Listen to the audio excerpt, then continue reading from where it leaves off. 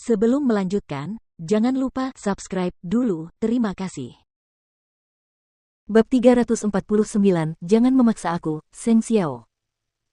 Ketika kelompok berempat itu sampai di Jianchuan, orang-orang yang ditempatkan kakek Seng di bandara segera datang dan menangkap Seng Minglan. Maafkan aku, kakak keempat. Seng Minglan menoleh kaget ke arah Jing Yun, yang nasibnya tidak lebih baik. Dua pengawal telah menekannya ke lantai, siap menyeret mereka ke rumah Seng. Namun, Seng Xiao dan Mu Qi yang berada tepat di belakang mereka tidak mencoba menghentikan mereka. Jelas terlihat betapa marahnya orang tua itu.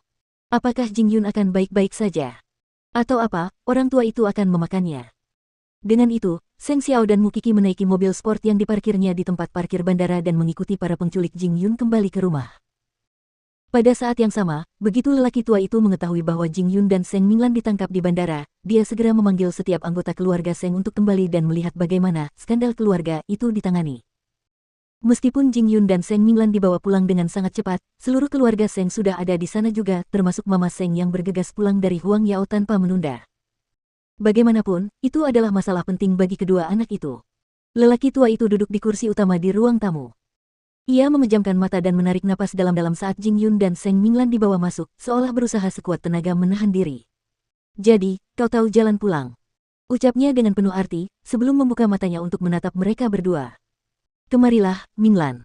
Seng Minglan menatapnya dan kemudian menatap Jing Yun. Saat itu, dia dipenuhi rasa takut, tetapi dia juga telah berjanji pada Jing Yun bahwa dia tidak akan pernah mengaku kalah atau berkompromi dengan lelaki tua itu. Karena itu, dia ragu sejenak, sebelum perlahan-lahan mendekati lelaki tua itu. Kakek Seng berdiri, melotot ke arahnya tetapi tidak berkata apa-apa saat tamparannya menghantamnya. Saat itulah Jing Yun melangkah maju dan menerima pukulan di kepala, mengejutkan Seng Minglan dan yang lainnya. Jing Yun, aku baik-baik saja. Jing Yun merasakan tamparan itu dengan telinganya berdenging. Sangat jelas terlihat betapa kuatnya pria tua itu. Kamu hanyalah seekor anjing dari keluarga Seng. Apa hakmu untuk menerima pukulan seperti itu dari nona muda kami? Kakek Seng Minglan segera berdiri di antara Jing Yun dan lelaki tua itu. Enyahlah. Lelaki tua itu mendorongnya. Aku tidak ada hubungannya dengan cucu perempuan yang tidak tahu malu sepertimu, apa bedanya kau dengan Ming Hui? Kalian berdua kurang ajar dan tidak bisa diperbaiki. Jing Yun tidak membalas sama sekali, dan hanya mengulurkan tangan untuk memegang Seng Minglan yang hampir terjatuh karena dorongan lelaki tua itu. Sayalah yang jatuh cinta padanya. Dia tidak ada hubungannya dengan semua ini, Anda yang berdebat dengan saya, ketua. Wajah lelaki tua itu memerah karena marah, dan jelas kemarahannya telah mencapai titik kritis bahkan saat dia berputar-putar di ruang tamu. Jing Yun, katakan padaku. Seberapa tidak tahu terima kasihnya dirimu. Keluarga kami telah menerimamu, merawatmu, dan mendidikmu. Apakah ini caramu membalas budiku? Menurutmu siapa dirimu? Apa kau tidak punya ide? Hari ini, izinkan saya memberitahu Anda, wanita dari keluarga Seng hanya akan menikah dengan keluarga kaya dan bukan dengan orang seperti Anda. Bahkan jika Anda tidak dapat dipisahkan, bahkan jika dia hamil, saya akan membuatnya melakukan aborsi. Saya tidak akan pernah membiarkan orang seperti Anda datang ke rumah saya tanpa alasan. Jing Yun, tidakkah kau tahu betapa kau membuatku jijik? Apa salah kami padamu sampai-sampai engkau menggigit tangan yang memberimu makan? Jing Yun tidak berkata apa-apa dan hanya menanggapi semuanya dengan tenang. Namun, Seng Minglan tidak tahan lagi, berdiri di depan Jing Yun, dia membalas lelaki tua itu, kamu hanya kakekku. Apa hakmu untuk mencampuri hidupku? Aku bisa bersama siapapun yang aku suka, dan apa hakmu untuk ikut campur? Karena aku kakekmu. Karena akulah yang membesarkanmu.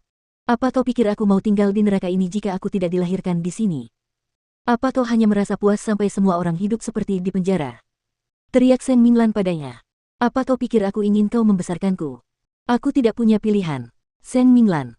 Kamu boleh membenci Qi dan Jing Yun, tapi tidakkah kamu tahu bahwa sebenarnya semua orang paling membencimu? Kamu mengganggu kebebasan anak-anak dan cucu-cucumu, memaksa mereka menikah. Tidakkah kamu tahu bahwa tiran sepertimu adalah alasan mengapa ada begitu banyak tragedi dalam keluarga? Aku akan membunuhmu. Dengan sangat marah, lelaki tua itu melangkah maju dan hendak memukul Seng Minglan dengan tongkatnya, namun ditangkap oleh Jing Yun. Ketua. Kakek Seng melotot ke arah Jing Yun, lalu ke arah Seng Minglan di belakangnya, tetapi akhirnya menurunkan tongkatnya. Tidak masalah seberapa besar kebencianmu padaku. Aku kakekmu, dan itu tidak akan pernah berubah. Dan karena aku kakekmu, aku tidak bisa membiarkanmu melakukan apapun yang kau suka di luar sana. Mulai sekarang, kamu akan tinggal di rumah ini dan tidak akan pernah keluar dari pintu ini.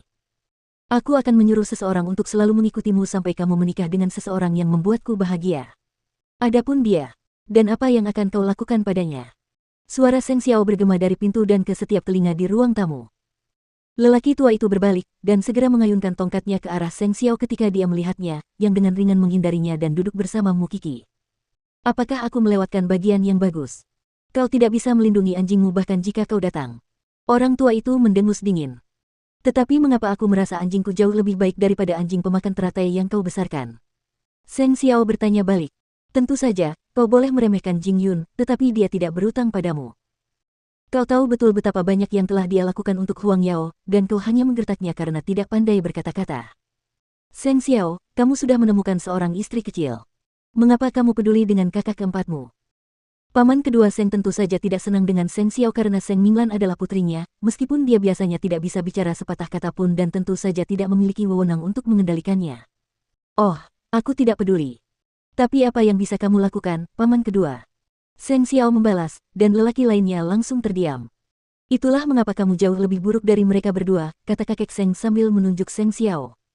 Namun, Seng Xiao tetap tidak terpengaruh. Dia tetap menunjukkan ekspresi yang sama seperti sebelumnya, bahkan saat dia memegang tangan anak kecilnya, dia tetap tidak takut. Jadi, apa rencanamu dengan mereka berdua? Aku akan mencari orang yang tepat untuk dinikahi oleh kakak keempatmu. Adapun yang ini, pria tua itu menunjuk ke arah Jing Yun, kata-katanya mengandung segala macam penghinaan yang mungkin ada.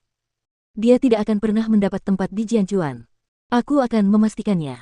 Berani sekali dia merayu cucu perempuanku, aku akan membuatnya mati dengan mengerikan. Dia akan selalu punya tempat tinggal di Jingting. Seng Xiao menyeringai. Itulah sebabnya ancamanmu tidak berarti apa-apa. Jangan memaksaku, Seng Xiao.